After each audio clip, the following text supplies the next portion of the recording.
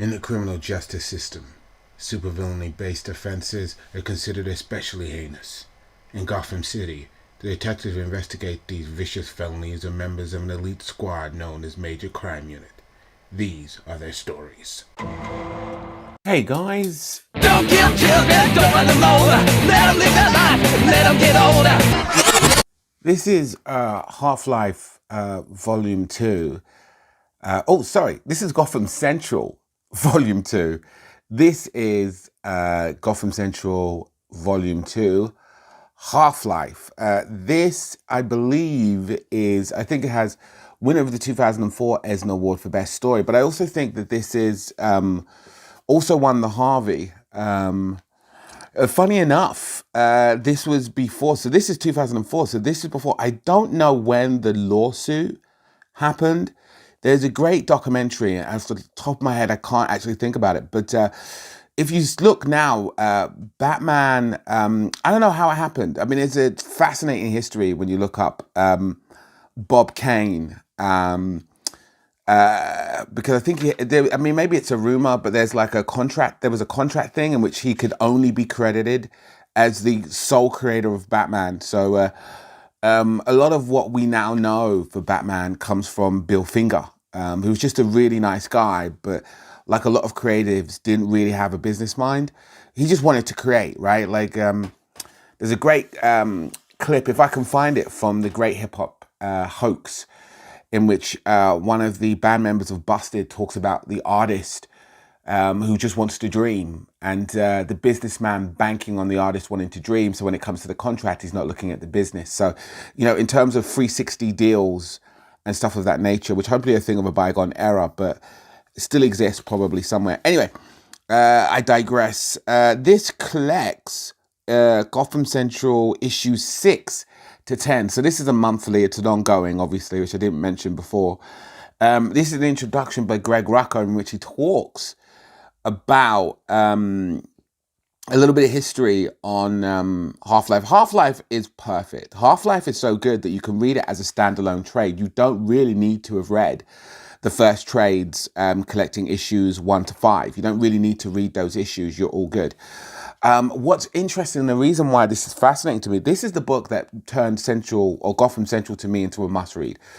This was a book, whereas before I felt like I really liked Greg Rucka's stuff, so I kind of jumped on the book just because. This really was the book that turned it into a must-read for me. Now, in this introduction, spoiler alert, and I have to put spoiler alert most definitely if you intend to read this. So spoiler alert. This is the as Greg talks about here.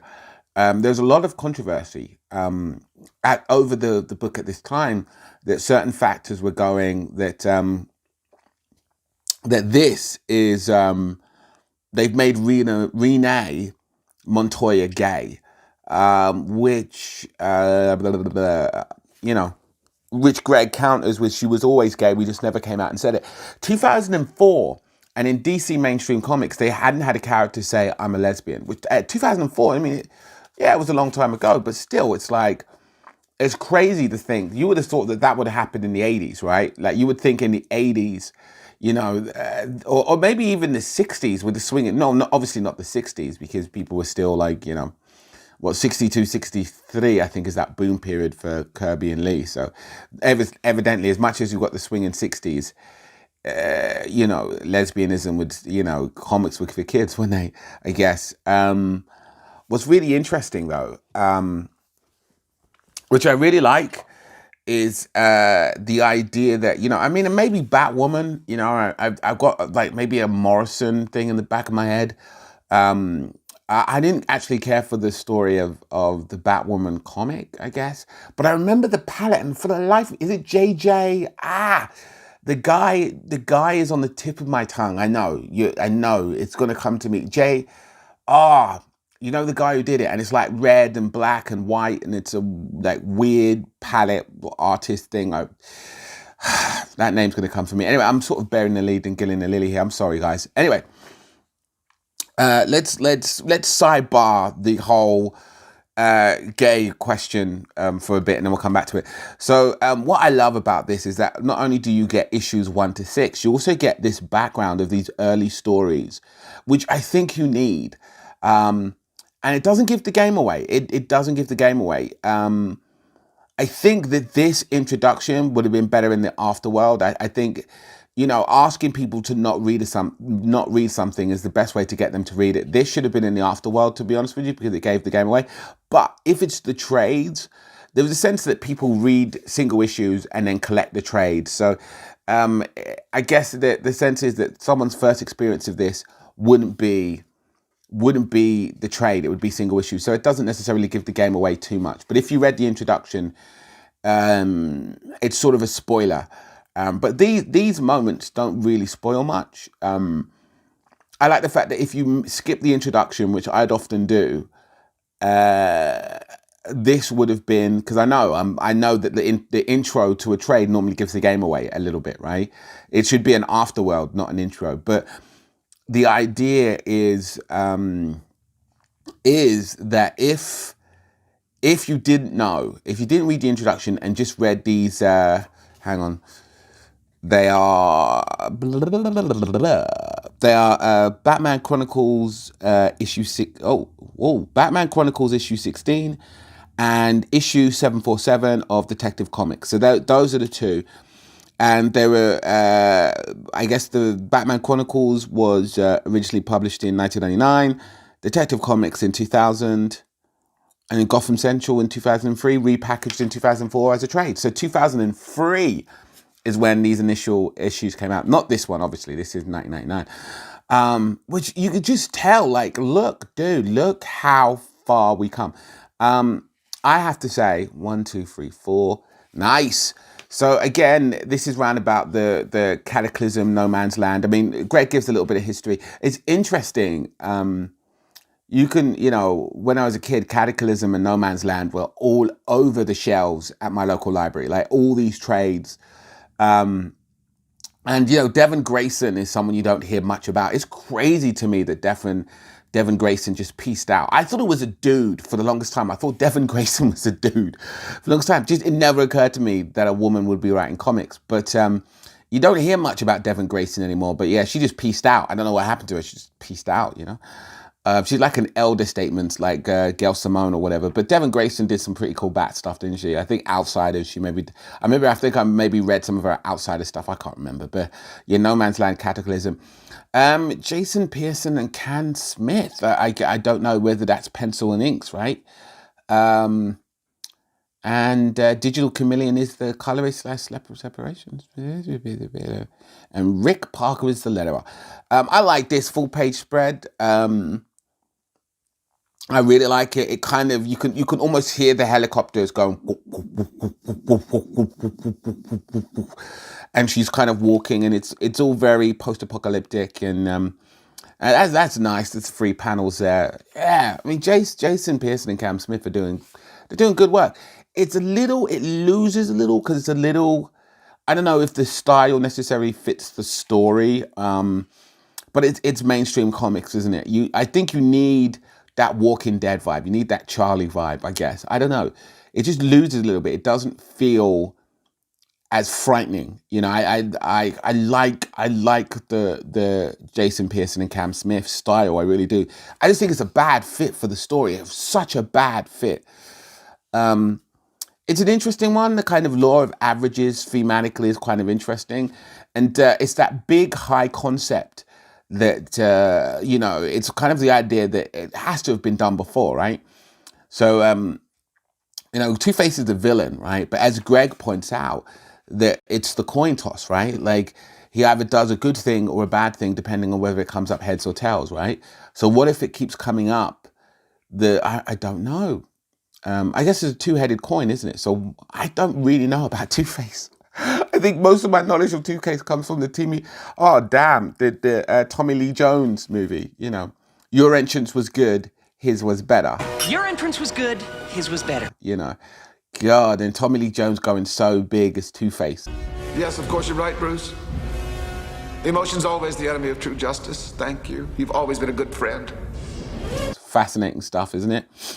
And it's a real shame that the problem with Dark Knight is that there was no comic book movie that works with two villains, is there? There's no comic book movie that works with two villains. And the real problem is that the Dark Knight, Dark Knight has that third act problem, doesn't it? But I think it comes from too many villains.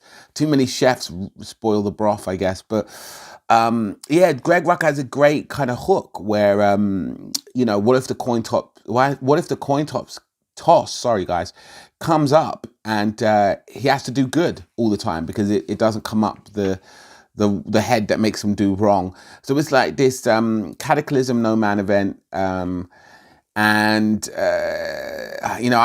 can't stand event books. I hate event books. It's the bane of my existence. I'm not gonna fall for the banana in the tailpipe. I hate event books. So I'm not too familiar with No Man's Land or Cataclysm. From my understanding, it's like an earthquake or something, right? And then all the villains come out, like very much the Batman Begins kind of vibe. But it's a great hook for a story where the survivors, everybody's preying upon everyone. The police are stretched, and Greg establishes this. For those that are not familiar with the event, you can put two and two together, right? You can put two and two together. But everybody's out for each other. It's not post-apocalyptic, but it might as well be, right?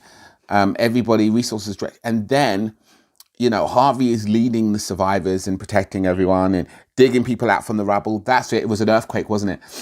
Digging people out from the rubble, I think it was. And so then here we have this moment, which for me, as much as I love Greg, this is just, he makes a point of saying that while Renee is willing to roll the dice and flip the coin, Batman wouldn't. Batman wouldn't roll the dice. Batman wouldn't flip the coin. And I just, she kind of, it's a weird one where she's like, she kind of thinks that she can reach Two-Face. I mean, I don't know. I'm not sure necessarily if I buy this moment where she apparently reaches Two-Face and all is good. I'm not sure that Batman would necessarily, but it's early work for Greg. I think this is very, very early work. According to the introduction, I think this is the first piece he does. So this is probably maybe even before Queen and Country. I don't even know. My guess is from his foreword that it would be. From his foreword, it would be before Queen and Country. And not a bad story, a great hook. It's a great hook. I just don't necessarily, but it's emotionally resonant and satisfactory enough that you kind of give it a pass. This one again is more added background. Disappointingly, doesn't have any credits, so it's annoying. I love the artwork here, and again, interestingly, it feels like Greg has a certain rhythm, right? Very, very classic storytelling here. Yeah, he has a certain rhythm. So page one, intro, right? Couple panels, page turn, full page spread. So I believe the credits, full page spread. So, which is really cool. That's a really interesting rhythm. I don't know if you guys see that there. So page one, introductory panels, establishing, whatever, blah, blah, blah. And then turn, full page spread, boom, credits. Big reveal. Pickle Rick. So this is interesting. This one is kind of foreshadowing. This is an interesting panel because it's you can tell that maybe that's a bit of a retcon because there's a woman with a man there. That kind of works. It works because it's ambiguous because we could say she's looking at the woman. But if it was truly foreshadowed, they would have a whole bunch of women prominent in the panel, right? Because here you look at it and go, well, she's looking longingly at the couple going, I wish I had that, but I'm too busy with my job. But you can actually, it still works. It's still ambiguous enough that it works. So you can go, actually, no.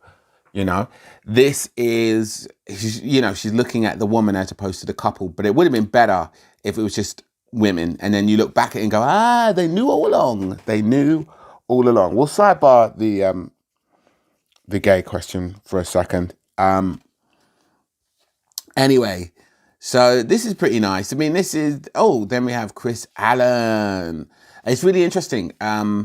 one of the things that is annoying, because I'm reading this book by book as opposed to reading it all in one sitting, a lot of the questions that I asked in volume one, the first trade in the Line of Duty, are actually answered in this one. So I think one of the questions I asked was Renee Montoya. Was she uniform and then made detective in Gotham Central? Well, this answers the question. No, she wasn't. But Crispus or Chris Allen is newly her partner, so is newly Renee's partner, which is interesting. I'm sort of ahead of myself a little bit, so I'm reading book 3. Jimmy Corrigan, whoever Jimmy Corrigan is, Chris Allen will replace. But I can't remember who Jim Corrigan's, and I should Google, but Google is cheating. It's there. It's just there. I don't know. I should have my superhero card revoked. This is interesting because already Greg you can feel his powers growing.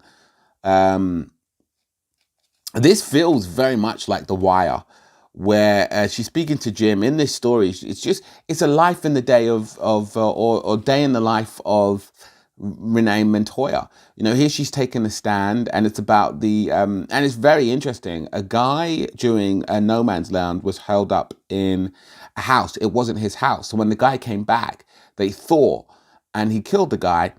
And now Renee Montoya, who was obviously maybe the first officer at the scene of the crime, or she was wearing uniform, she was there. Maybe she, so she testified. So she doesn't believe legally this guy should be in prison, maybe, but morally she doesn't believe so. But she has to testify. She has to do her job.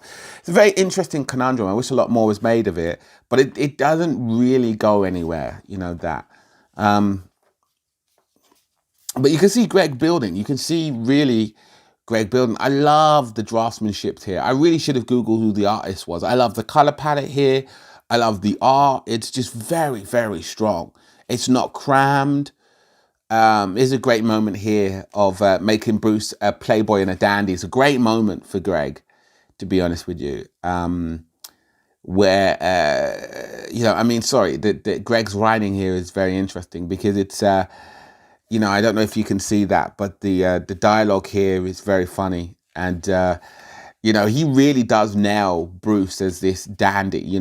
This douchebag is the kind of douchebag that would stop anyone from connecting the dot, that actually who has the resources and the money and the time to dedicate in order to become Batman, and who has the resources to have all the gadgetry and everything, right? It never occurs to anyone that Bruce Wayne... It'd be like if Batman was a real life vigilante, Jake Paul would be his Bruce Wayne, right? Like, no one would ever think that Jake Paul was like a social media, I don't know, millionaire sensation by day, dark brooding crime fighter by night. No one would assume that. So that's his persona, and it's really interesting. I actually forgot the connection between the two. I actually forgot that Harvey Dent was the district attorney, that he would have been good friends with Bruce. I forgot that entirely. And it was nice to be reminded of. I guess in an interesting one, there is a connection between, like, Renee obviously is very grateful to Harvey for saving them.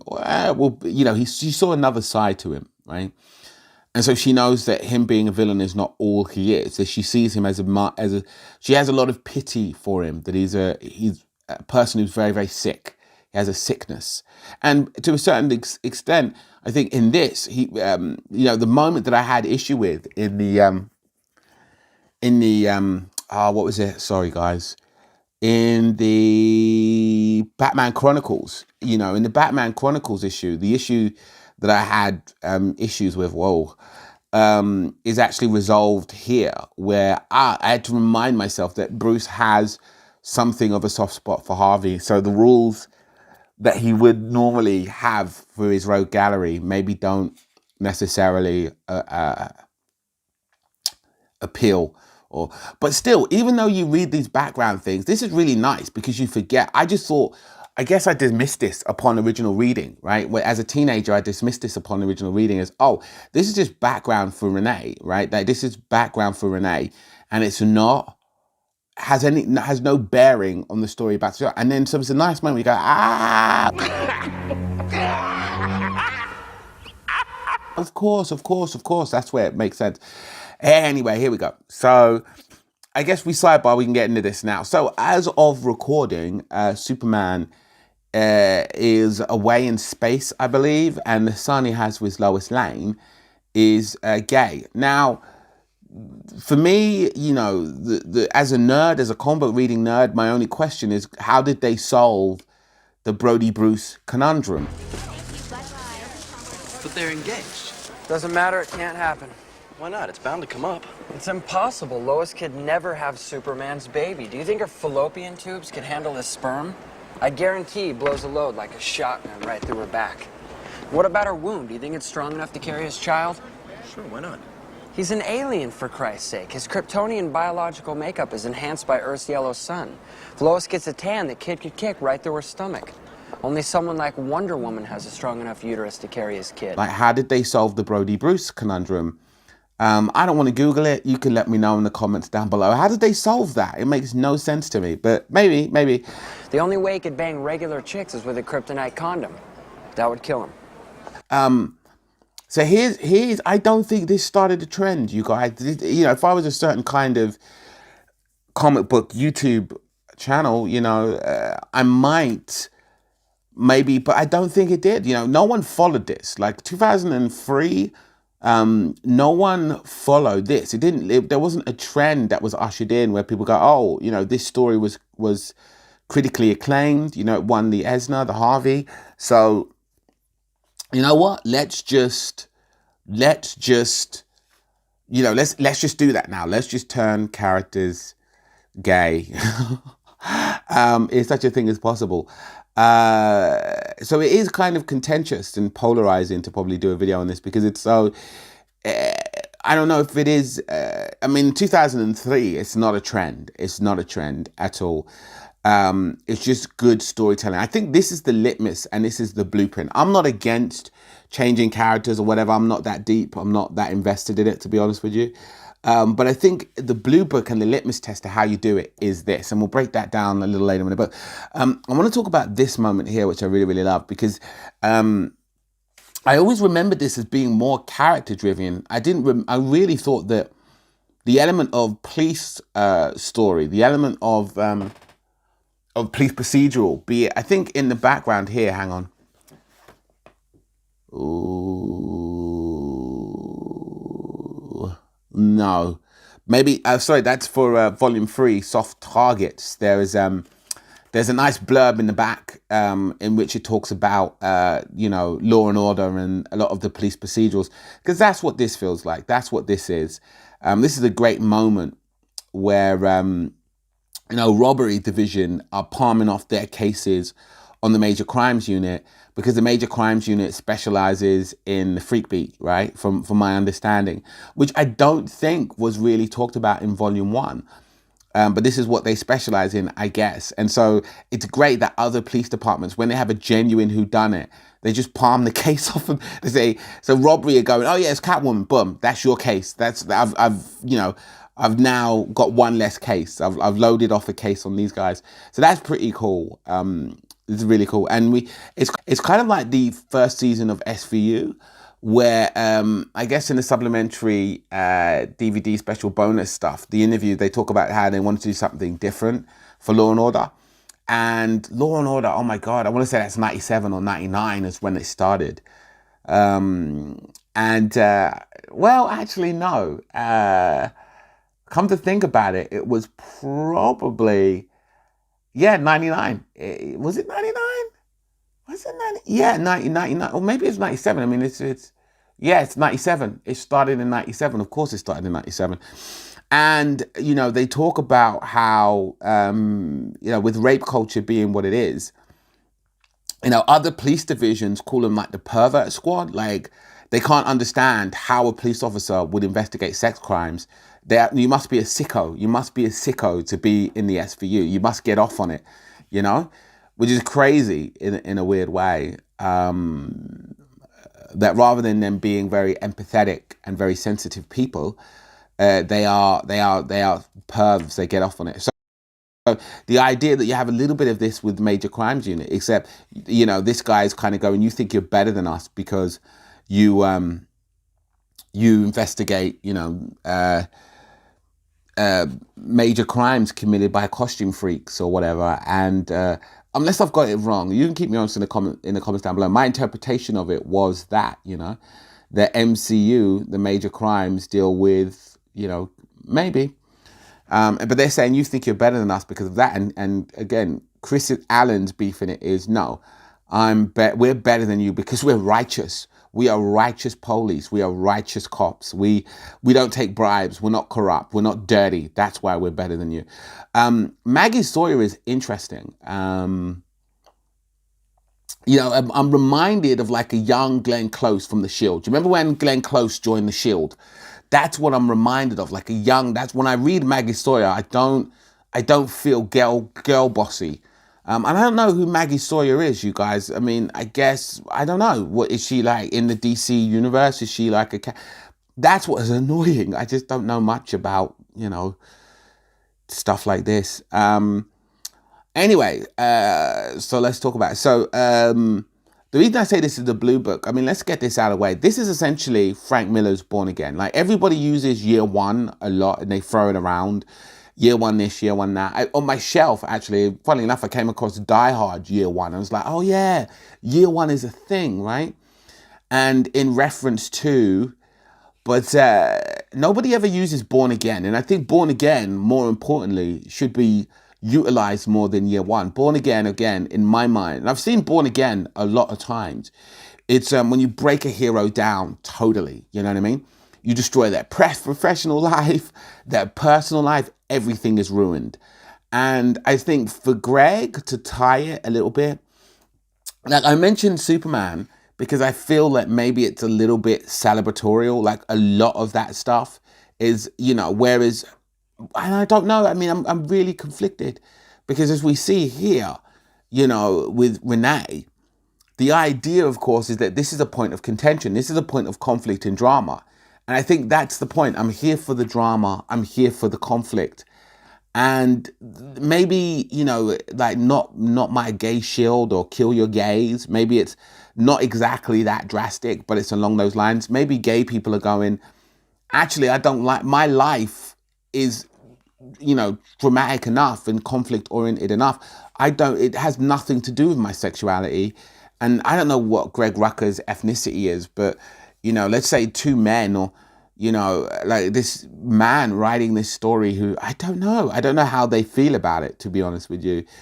But I'm here for the conflict and I'm here for the drama. And I think by making her sexuality, in conflict is, professionally, personally, it's great. It's really, really good. I think personally. And I think that's the real difference between this, which let's be honest, it's a book about, it puts her sexuality up front. And if you want to go quote unquote in inverted commas, turns her gay, okay. But it works, man. Like, I really liked this book when I was a teenager. Don't ask me why. I really did. And it was such a pacey read. I can't remember. I almost forgot how quickly you could read through this because it's so pacey. But the first time I read through it, it would have been like dynamite. But I'd forgotten. That's a funny thing as well. I'd forgotten so much. What I remembered from this book as an adult versus being a teenager, what I remembered, and again, it must have been, guys, maybe 15 years since I've read this, but what I remember about it is very, very interesting. What I remember is, irony. I'd lost my thought of train. Train of thought. What I remembered was the fact that she was gay and that it caused her issues and it caused her problems, and the fact that her parents disowned her. Those were the two things that my takeaway. I forgot all the plot machinations and the wranglings and the conspiracy and all of that. This is great from Nate Patton here. This is a great callback for when, Renee in The Line of Duty had made a throwaway comment about Romy Chandler and Marcus Driver. You feel that that's a sort of callback to that, where he's gonna stick the knife in and give it a twist. He's gonna stick a knife in between the ribs and give it a twist. I'd missed this point because there's some meta commentary here, I think, in a weird way, where Marcus Driver is peacing out, right? Like, I love this. My shift has ended an hour ago. You kids stay safe. So it's kind of like Marcus Driver signing off from being the lead in the ensemble that is Gotham Central, right? And then Chris goes, Renee asks Chris, what's her problem? What's your problem with Driver? He annoys me. I like that line. Maybe that's Greg speaking through Chris there. I don't know. That will often come up, and again, another meta thing here where AIB, AI are here. And they're trying to warn Renee about a guy that is after her, and I think the guy was a rapist and again, the police procedural element here as well, like it's one big fat conspiracy, and I probably should have talked more of the plot, but I just, anyway, I like this where she goes, for the love of another woman in jeopardy story. That feels very meta. It feels very meta, or meta-ish. And again, there's lots of story here. Michael Lark. We could talk hours and hours on Michael Lark. And then boom, big reveal. I'm a pickle Marty. I'm Pickle Rick. Big reveal, boom. And it's nice, man. And I can't remember who this detective is. He was the detective that was flirting in The Line of Duty. He might come into the forefront in later books. Who knows? That's the end of issue 1. Now, what annoyed me is they dropped the credits out here. This really pisses me off. Very much so in volume 3. I don't know if did they drop the credits out? And it's such a douchebag move. No one cares. This is a douchebag move. And the reason it's a douchebag move is what they want you to do is think of this as a graphic novel, not as single issue comic books. But it would be the equivalent of having like a DVD box set of a TV series, and then you cut out all the credit sequences, the title sequences, in an attempt to make all those TV episodes feel seamlessly as like one theatrical movie. It's like annoying and it doesn't make any sense. But yeah, they do that to make you feel as if it's a graphic novel, as if it's a book, as opposed to serialized storytelling. But it's serialized storytelling. This is not a graphic novel in any way.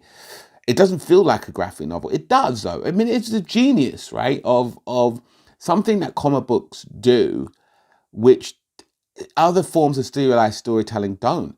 Where even though this is writing to deadline, like Greg Rucka is writing this stuff to deadline, right? He has to hit a deadline, right? And it's serialized storytelling, so every at the end of every episode, at the end of every issue, is a cliffhanger. And yet, when you read it in one sitting, it hangs together like a movie. Isn't that insane? So here's Maggie telling her about what's going on. Curious about the IA investigation going on. And look at that. 1, 2, 3, 4, 5, 6, 7, 8. 8 panels. 1, 2, 3, 4, 5, 6. God damn, Michael Lark is good. Yes! And look, there's so much great acting here. Like I said, one thing about Michael Lark's style is it's so immersive. It feels like a movie. Like he's a cinematic artist in a weird way. Like he's so good with faces and acting and emotion and it's so good. It's great stuff, dude. It's so great. I can't think of an artist. Like we talked about how maybe I don't think Jason Pearson and Cam, sorry guys, sorry. And Cam Smith's, I don't think their style necessarily fit that double down, 2 down, fit the 2 down style. I'm not mad at it. I just don't think it fit. In a weird way, Michael Lark is a perfect fit for this. In fact, I had the hardback of Scenes of a Crime on my shelf, and I was just like so tempted to reread it again, just to give it a reread, just to see, just to get my Michael Lark hit again. God, he's so good. Anyway, so Greg Rucka in his Foreworld talks about how this story is the proud most one of the most. I think he said it's the most proudest thing that him and Michael Lark have ever done, and it's so good. It is gripping and it's pacey and it's not for the reasons you think. They break down this character's life, but the stuff that's most memorable is the family drama element. And again, this is as close as it comes to lecturing, And what you love about it is Renee has been living this half life this whole time, and she doesn't want to hurt her parents. She's very family orientated. I mean, universally perennial. This works because it's, like I said, I don't want to say celebratorial because that sounds homophobic, but her sexuality is a point of contention. It's a point of conflict. That's the point. But a lot of people in real life go, well, my sexuality is not a point of conflict. It just is. It's just, why is my sexuality high drama? Why is it used for high drama? It's not in the same league as Kill Your Gays, but it's the same sport. Maybe that's an inaccurate criticism. It's not my place to say, is it? But I love this stuff. You really feel Renee's conundrum, She wants to live her life and be happy, and she knows her sexuality is nothing to be ashamed of. So why should she hide it? But at the same time, she knows by coming out, it will kill her parents. It will kill them. And she's very family oriented, and I don't know about Latinas and Hispanics or whatever. I don't want to do a stereotype or anything, but I think as a people, they are very family oriented, and we all are. We care about our parents and we don't want to disappoint our parents, never mind hurt them. And she knows this will kill her parents. Her parents are uber religious. This would kill them. So she's hiding herself, but by hiding herself, she's sort of dying a little bit inside. I love these moments. I think this gets explored. It does get explored more. And I think this is beautiful stuff. This stuff is beautiful. Where they're just a couple and they support each other and they fit. They really do fit. Greg's got high level pen, you guys, very, very high level pen. And this stuff is just, this is why, you would think it's a gripping, gritty police procedural. And this is like one of those very personable episodes of the police show, right? This is a very personal one. This is one which is very centralized on a character, and the ensemble kind of fade into the background, which is great. And I think the next book, because I'm pretty much a book ahead. It goes back to the ensemble, but our anchor is Renee. It's not Marcus Driver. It's still our anchor. And again, what I like about Michael Lark is he fits so many panels on the page. Like, you can pack so much storytelling when you have Michael Lark as your artist, because look, like 1, 2, 3, 4, 5, 6, 7 panels. 1, 2, 3, 4, 5, 6, 7, 14 panels. That's crazy, dude. Like 5, 3, 4, yes, but like you get up there like 8 panels this, and everything is so strong. Everything is so strong, and it's perfect. He's got the perfect style for these gritty, what I would say are urban noirs, right? Very gritty, very urban noirs, because it's just strong. It's very, very strong. And so this story in particular has so many twists. Not twists, but I mean, you've seen this story. You've seen this story a million times in TV police shows, right? Where a cop is getting framed and you're not sure is he a dirty cop? Is he getting framed? Well, he's not dirty. He's getting framed. But the question is, who's framing him and why? So there's never in doubt that Renee is innocent. She's innocent, but you're looking out to find out, well, who's going to these lengths to frame her, This is issue 3. This is great stuff. It does suffer from the trope of AI being a little bit dodge, being a little bit like a lot of that in police shows is kind of very strange, and maybe it's because they have a lot of police consultants and the blue wall. From my understanding, there are a lot of great. I mean, SVU has a great one where they have a character who actually I think ends up dying from cancer or something. Who is going to be a love interest for Mariska Hargitay's Olivia Benson, but That was an AI guy. That was an AI guy that started as a slippery, unlikable person, and then became sort of likable somewhere down the line. But at the same time, who watches The Watchmen, right? I think the reason is that AI, they get promoted by busting other cops, and maybe, maybe they're looking to tie you up, right? They're looking to tie you up. They're looking to screw you over. But I never understood that. Like, whenever they have IA on TV shows, whenever they have internal affairs on TV show, they're always douchebags, right? They are without fail always douchebags. I think there's a big TV show here in the UK in the line. Funny enough, In the Line of Duty is the name of the TV show, and it's about cops that investigate other cops. It's a little bit derivative of the Shields, you know what I mean, with the Forrest Whitaker and the tense scenes between him and Vic Mackey, played by Michael Chiklis. And or maybe the Glenn Close, Anthony Anderson scene, right? Or maybe, but then you could say that goes back to Homicide: Life on the Street, right? The episode with the bottle ship episode when they're in the interrogation room. So this is all very strong, But like I said, I think it's the blue book and the litmus test on how you do these things, right? I don't know. I think it still holds up. Maybe there's a little stuff that's on the ear a little bit. I don't know. The problem is, I'm not Latina, I'm not gay, and I'm not a woman, and I'm not Catholic, and I'm not a cop. So, but that's the point. It reminds me of Herbert Selby Jr. in Last Exit to Brooklyn, you know what I mean? Where the stuff that comes alive is the Georgie stuff. The best stuff he's ever written is the Georgie stuff, Where, I don't know what Georgie is, whether he's gay, whether he's transsexual, whether he's trans. It doesn't really matter to me, because ultimately it's about unrequited love. It's about Georgie being in love with people that are not good for him, that are toxic. And you're sitting there reading it with your lump in your throat going, Georgie, don't do this. These boys will hurt you. They'll hurt you. And that's what it is, but like I said, all of that is background. The point of the story isn't really about her sexuality at all.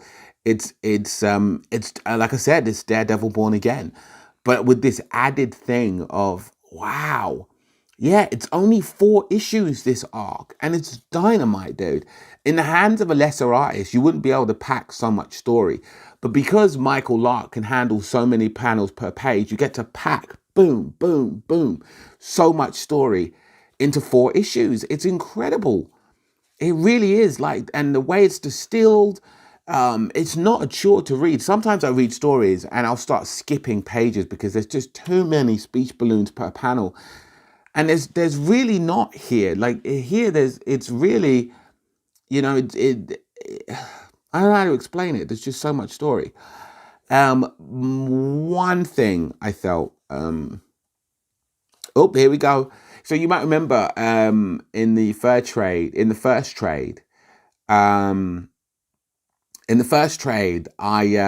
they foreshadowed. So they definitely know where they're going. They're definitely planned. I think maybe in the last video I talked about whether they knew where they were going, whether they were writing it on the fly, blah, blah, blah, whether they were, but they definitely knew where they were going. That's the great thing about Gotham Central, is you can see all this foreshadowing that they're doing.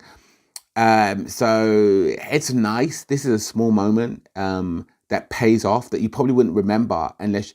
So it feels like Christopher Nolan, like they're writing for the reread. That's what's great about Baker and Rucker on Gotham Central, is they are writing for the reread. So when you reread it, you pick up things that you wouldn't have picked up the first time round. So they foreshadowed McDonald, which is nice. I kind of thought of her as Monica Jeffries. Bring back Monica Jeffries, right? They've not done that on SVU yet. I don't think they have. But bring back Monica Jeffries. I always thought of her as Jeffries, Even her voice sounds Jeffries, you know what I mean? Whenever I read this, I read her dialogue in the voice of Monica Jeffries. Someone here accusing you of impersonating me? And that is Josephine McDonald. So Joe McDonald is the black chick with the Irish name from the last video, if you remember that. It is great stuff. Great stuff. I like this sequence. This is our first action sequence, which is crazy. Second. I mean, if you count the fight sequence where she was beating up the rapist guy, it is great. Really great. Yeah, this is solid stuff, solid stuff. Um, but I do feel like this was the book that turned me on to Gotham Central. This was the book where it's like, yeah, I'm gonna read all of these, and it's so strange and it's so weird. Um, and I don't know. I think Renee, being gay, being Latina, being a cop, having Catholic parents that disown her, I give her more. Like Marcus Driver was a bit of a cipher when you think about it. Like there wasn't really that much to Marcus, but I don't know if they explore his post traumatic stress disorder. Like I really thought they should have done, but Marcus. I don't know. I feel like Renee gave the book a little bit more oomph. You know what I mean? Um, But nevertheless, I couldn't think of a TV series that did that. But it's somewhere there, isn't it? Maybe Black Adder comes to mind of like rejigging the series in series two completely, where Edmund is the smart one and Baldrick is the idiot. Whereas before, Baldrick was the smart one and Edmund was the idiot when it started. Um, but part of me feels that actually, I mean, maybe The Simpsons, right? Like. Or with Bart supposed to be in the breakout character and Homer becomes the breakout character by virtue of them making him more and more stupid as the seasons go on. Or maybe South Park, right, with the kids and then Randy becomes the breakout star. But not, well, yeah, that makes sense. That's animation. But like, you can keep me honest in the comments down below. I can't off the top of my head think of any live action TV show that's done that, where it started off with the main character being this character, and then a more popular character comes. And I'm not saying like, it's not, maybe Fonzie on Happy Days, but not really. I mean, it was always still about Richie Cunningham. So, I mean, where the framing device completely changes, the framing device, where maybe in the first season it's about this person and then the breakout character happens and then the main person leaves because and then the breakout character steps up. Maybe, no, that doesn't work. I'm talking where they actually rejig it. So the main character decedes back into the background, is still on the show, but now the focus is on this character. I don't know. I can't really think of anything. Anyway, dun dun dun. This is issue 4. Wow. And, I really like the way Greg writes Two-Face here. I really do. It's some great stuff. Great stuff. And again, it goes back to that they are mirror images of each other in a weird way. Two-Face is conflicted, as is Renee. That they're both really conflicted, and they're living half lives in a weird way. They are living half lives, which is really, really interesting. Sorry, guys. So we find out, this is the reveal, we find out Two-Face is behind all of this, makes the early inclusions of those early Two-Face Renee issues. That's why they were there. They weren't just background on Renee. They were sort of, but maybe they should have been moved to the back rather than being at the front. Maybe that's what I would have done. I would have pushed those issues to the back here. So then the story has more resonance and then people will go back and reread it as opposed to putting it at the front. You kind of risk giving the game away. But I think that this would have been so lauded at the time that when they repackage it for the trade in 2004, most people would have read it. So I get it. So the idea, of course, is that Two-Face is constantly at war with himself, right? And Renee is constantly at war with herself, Does she come out and hurt her parents, or does she remain in the closet, Does she come out? Does she remain in the closet professionally and personally because it's more convenient for her and she doesn't have to deal with the nonsense that she'll have to deal with by coming out? But does she die a greater death? Is she slowly suffocating herself by keeping that part of her hidden and locked away? Is she being half a person? Is she living half a life? No, that's not funny. Anyway, so then he brings it back to No Man's Land. He brings it back to Cataclysm. I thought maybe it came a little easy. Like I feel like the resolution of this story, the wrap up of this story was a little bit easy. If I had a criticism of it, I would have made it go 6 issues, and I would have maybe made the complications a little bit more. I would have made us trying to figure out that Two-Face was behind it a little bit more hard won. Here they pay lip service to, once Renee rejects his advances, he decides he's going to go after Renee's girlfriend, right? And I think I would have done more of that, but maybe that's a little cliche. But it's a tight 4 issues, but maybe this Half-Life arc could have gone to 6, and because it does feel like it does wrap up very, very quickly, and maybe a little too easily, maybe a little too easily. But I ain't mad at that. Like I said, I like the fact that it's in and out. It doesn't outstay its welcome, and maybe at 6 issues it really would have done. Maybe at 6 issues it really would have outstayed its welcome, but I don't think. I think it's nice. It's nice and it's tight. And it's just it's a nice entry. It's a really nice entry. But this meant a lot to me. I was reading this when I was young. And again, I think the Blue Book, I think the litmus test, like, there's not really much that is lectury. I mean, I'm going to sidebar this for a second because there's some wonderful moments, but there's a great moment that, like, the closest it gets to lectury, I guess, would be this confrontation that Renee's having with her captain, Maggie Sawyer, when some great bit of business here, where she's talking about, this isn't Metropolis, Captain. And not just because our guy works at night. This isn't the city of tomorrow. It's not It's not San Francisco. It's not New York. It's Gotham. I mean, it's just, and it gets maybe little lectury, but it makes sense. It really does. And she's just talking about, here being Latina and her parents being, immigrants, and being, who go to mass every Sunday. It's a moment that feels like Renee is burdening her soul.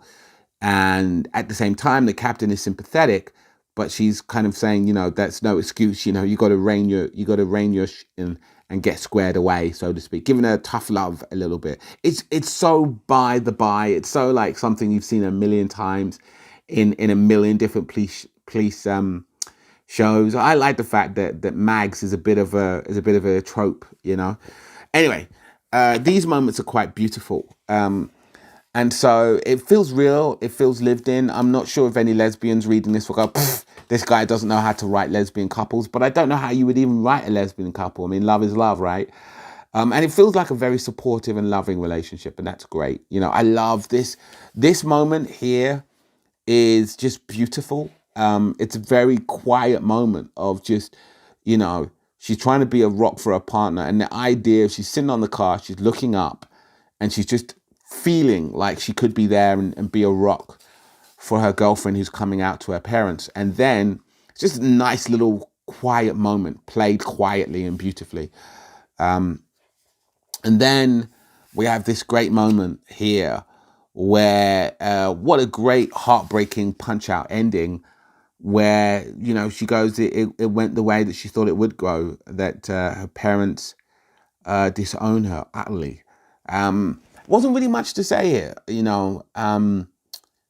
was impactful. It was very impactful. If you come to it young, it's very impactful. But it's just a very solid read. You know what I mean? It didn't blow me away like the first time I read it, but it's such a solid read. It's a critically acclaimed story for obvious reasons, and not because it was doing something at a time that wasn't really done that much. Famously, black, at the period at the time, not the time we're living in now, but at the time, it was a fact that minorities, be it black and women in terms of mainstream superhero comics, didn't sell that well. Did not sell that well. And I don't know why, to be honest with you. I will read any dog shit E-list, D-list character that you have if the writer that I like is on it, right? Like I'll read Brother Voodoo if you put fucking Ed Burbaker on it. Do you know what I mean? I'll read any dog shit. I'll read Captain Boomerang. I'll read Boomerang if you put Garth Ennis on it. You know, I'll read any character that you have if you put a writer I like on it. So, oh, hang on. We're missing these great Michael Lark covers. Oh, so good, dude. Yes! Yes! Worth the price of admission alone. You know, I don't even know what happened to Michael Lark. I don't know what he's doing, but just great stuff. I love that cover there. I don't know if you guys can see that. I really, really, really, really like that cover there. It's so creepy. Just stroking the side of her cheek with a gun to her head. I like that. Her sitting in the corner room. Very Cool Hand Luke, right? And then flipping a coin. That was Half-Life. That was volume 2. Oh, hang on. Yeah, so wow. In addition, it won the Harvey Award, the Eagle Award, and the Prism Award. So just award-winning all the way around. And I think just because it's strong storytelling, I don't think it won the award. I think the fact of the matter is that it's Daredevil Born Again. We take Renee Montoya, we destroy her personal life, her professional life. We wrap that around a mystery, and then we tie it back to the most destructive thing isn't her career that she loses, or her freedom, or her liberty. The most destructive thing is the love of her parents, the familiar connection with her parents, and the idea that she gets everything back to a certain degree, but you know, she gets her name back, she gets her reputation, but everybody in the precinct, everybody in the station, everybody in the division now knows that she's a lesbian, and she has to deal with that and everything that comes with that. But more importantly, now her parents know that she's a lesbian, and they have disowned her for religious reasons. And it's a great punch out. It doesn't end on a happy ending, but it sort of does, right? She loses her parents, but she's out of the closet, and she now doesn't have to hide the love, you know what I mean? She can hold hands with her partner and walk down the street. I don't know what people feel about this, but I think, you know, considering the current comics landscape, which, you know, I don't have time, you know, I barely have time to talk about good comic books. I don't want to spend my life talking about bad comic books. And I have no dog in the fight. I could care less, to be honest with you. I much prefer creator-owned underground stuff anyway, to be honest with you. Follow writers, don't support companies or characters. Follow writers that you like. If there's a writer that you like, buy their book, buy their stuff. That's the way to do it. You know, who cares about mass corporations? Who cares about mass corporations? It doesn't really matter. You know, follow writers that you like is the point of what I'm saying. Buy Greg Rucka's stuff. Buy Ed Burbaker stuff. You'll be all right. But I don't mind Half-Life. I think it's great. I think it's worthy. I think it's cracking storytelling, and a great annual in the in Gotham Central, right? Like a great kind of installment in Gotham Central. So that was volume 2 of Gotham Central Half-Life. It was all right, you know. I really liked it. It was very good. Can't recommend it enough. As always, you can always go to your local library and order it, which I recommend you do, because that's our tax dollars hard at work. So we pay tax. So, you know, they can't get sniffy with you if they try to. And so next up is Unresolved Targets. I remember really liking Unresolved Targets. From my understanding, we won't necessarily get into it, you guys, but from my understanding, no, that's right.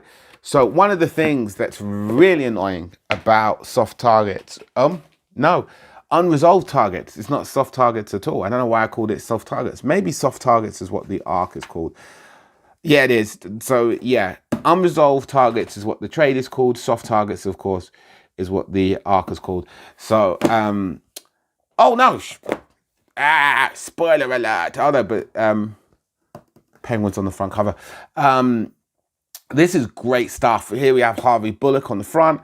So yeah, that's just a little sneak preview. It's very interesting. But again, they've taken out the credits. So, you know, who wrote what? I mean, it's probably in the back somewhere who wrote what exactly. It just has Ed Brubaker and Greg Rucka. So they're probably joint writing like they did the first two issues of Gotham Central. Anyway, guys, I'm going to get out of here because I've wasted far too much time. Thank you for watching and listening. And yeah, I'm going to get out of here, killers. See you next time. Aubrey wasn't at death's door. It was halfway down Death's Passage, hanging up its coat.